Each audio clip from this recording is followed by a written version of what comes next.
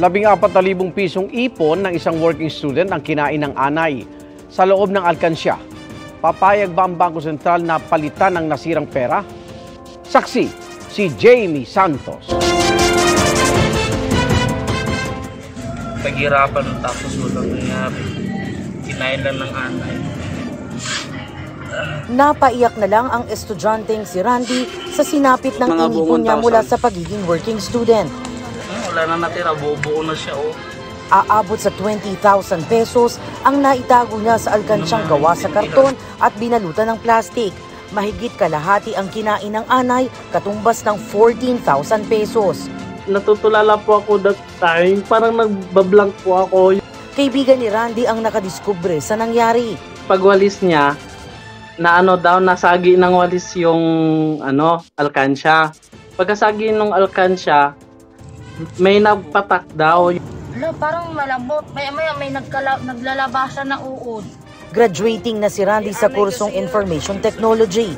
Pero problema ngayon ang pangmatrikula niya sa pasukan.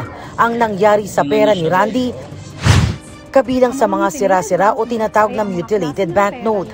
Alinsunod sa BSP Circular No. 829 Series of 2014, may 3 pamantayan para mapalitan ang nasirang pera. Dapat may natira pang 60% sa laki o size ng pera. Kailangan may natirang alinmang bahagi ng pirma ng BSP Governor o ng Pangulo ng Pilipinas. Pangatlo ay ang security thread na kailangang nakikita sa sirang pera.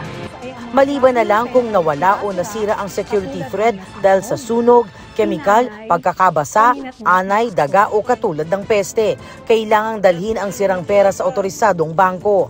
Ang bangko ang magdadala nito sa BSP para masuri.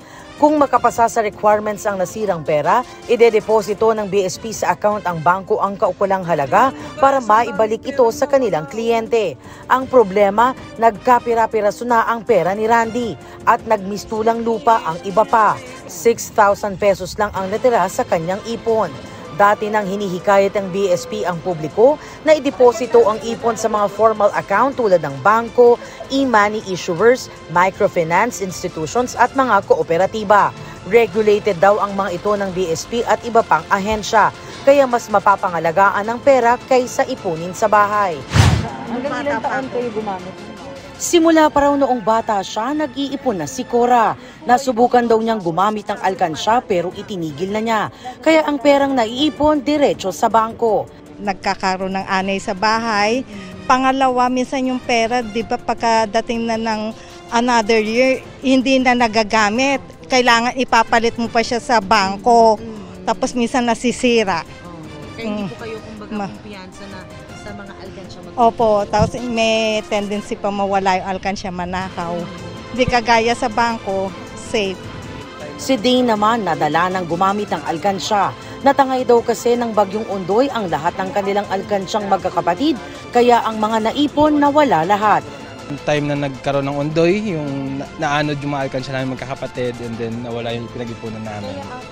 Kaya after nun, natuto na po kaming, tinuruan na po kami ng magulang namin na gumamit ng bangko. Para sa GMA Integrated News, Jamie Santos ang inyong saksi. Mga kaibigan, samahan niyo kaming saksiyan ng mga balita. Mag-subscribe sa GMA Integrated News sa YouTube.